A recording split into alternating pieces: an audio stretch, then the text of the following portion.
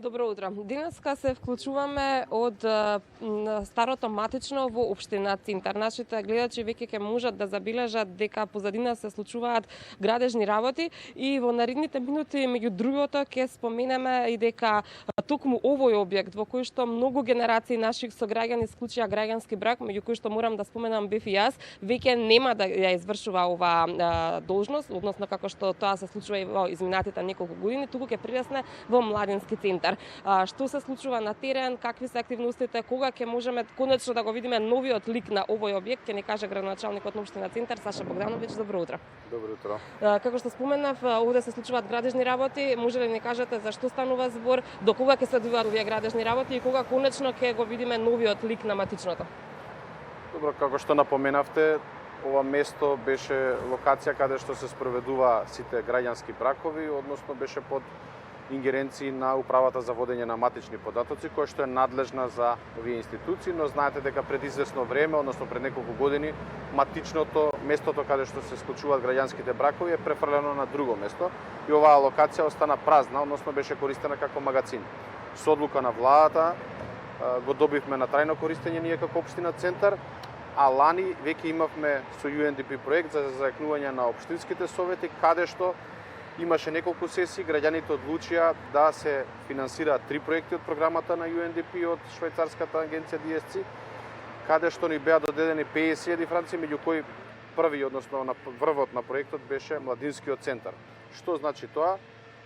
Објектот кој што изграден 68 година или пред 52 години, каде што се склучувале 500 бракови месечно, каде што спомнавте и вашиот, ќе добие ново руво. Ние ќе гледаме одреден дел да зачуваме, каде што ќе биде едно култно место за спомен на скопјани, кои што ќе доаѓа да се присетуваат на тие среќни моменти од својот живот, но најголемиот дел ќе биде наменет за младински организации, невладини организации, здруженија, кои што на жалост немаат соодветни простори. Ова ќе биде прв таков објект, односно прв таков пример во нашата држава.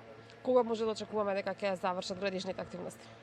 Па јас сакам да малце дадам неколку работи што е тоа што се случува. Значи се реконструира 470 метри квадратни, ќе се реновира, односно ќе се извади и ќе се замени целосно новиот кров, азбестните покривни плочи ќе бидат заменети, тие и така се забранети, односно канцерогени, ќе се стави нова фасада, нови прозори, нови внатрешни уредувања и треба да заврши некаде по нашите прогнози, зависно од временските услови, околу 20 декември. Ова се случува во рамки на деновите на општина Цинтар кои што се одбележуваат во чест на роденденот на општина Цинтар. Оваа година малку поскромно, ги нема оние свечености до кои што бевме навикнати изминатите години, секако поради ситуацијата во која што се наоѓаме. Што друго се случува? Па ние моментално имаме една програма во која што се движиме.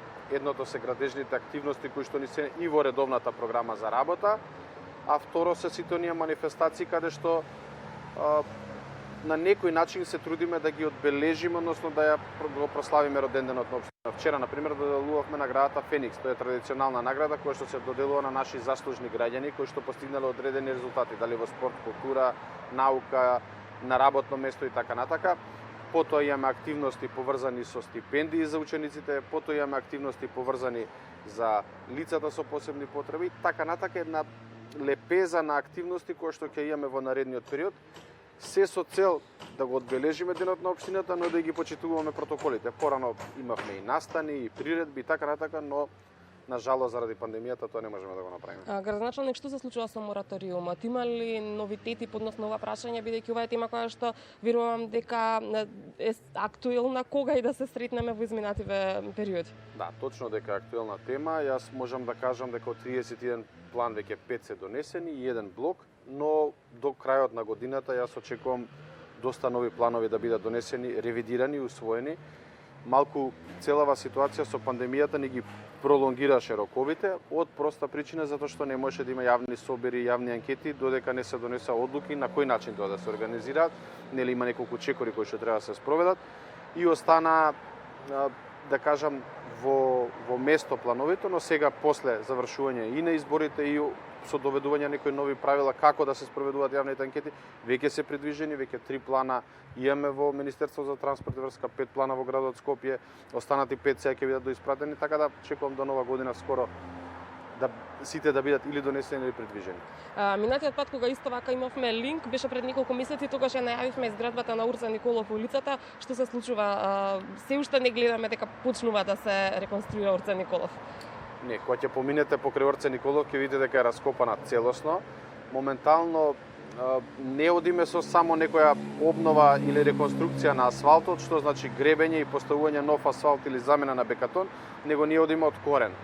Орце Николов и многу други улици, али Орце Николов како главна улица во Дебар Мало, секоја година само некој нешто си додавал, дали кабли, дали бандери и така натака, и беше се беше само не нормална улица за движење.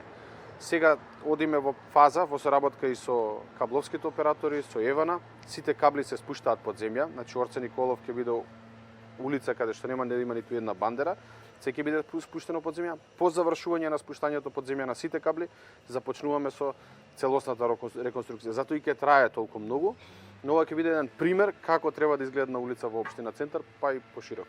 Кога може да го видиме тој конечно убав лик на Орце Николов? Имате ли некаква временска рамка?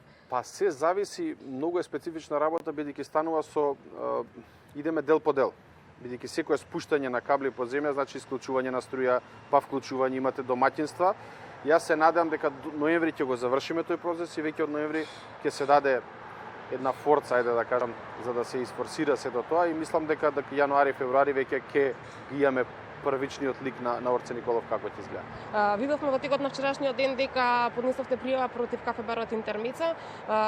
Зошто беше потребна оваа пријава? Па ние имаме неколку активности, посебно со тоа кафуле, или кафич, или ноќен клуб, веќе не знам ни што е. Станува збор за, еднаш имавме рушење за нелегална градба. Потоа имавме изречено решение дека треба да се усогласат музиката, односно бучавата, согласно децибелите кои што се пропишани. Тоа решение не беше поставено.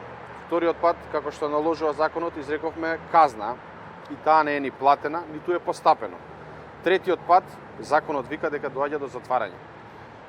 И се беше во ред да си ги испочитуваа решенијата. Но вие да скинете пломба на инспектор, на општина, односно на државна управа, е кривично дело. Не ги натерав ниту јас, ниту било кој тоа да го направат, единствено некој се чувствува дека е над законот, ние тоа нема да го толерираме.